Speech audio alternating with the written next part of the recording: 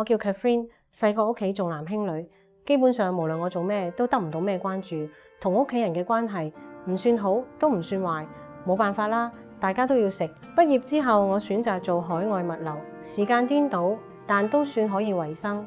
我經常諗，我係咪接住成個人生都要做呢份工？機緣巧合，識咗一個做殯儀行業嘅朋友，佢話大部分都係男士，女士好少。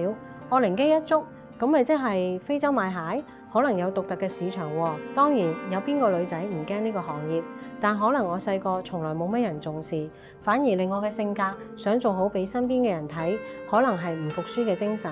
結果我真係踏入咗殯儀呢個行業，見到好多以前嘅行家，可能係男性掛，都比較粗心大意，有改善嘅空間。凡事盡心又細心，估唔到客戶竟然感受到，仲親眼睇到。而家我喺呢個行業已經有啲知名度，我最感動係見到人哋因為喪禮辦得好而得到安慰。我希望繼續用我嘅專業去安慰失去家人、感到彷徨嘅客戶。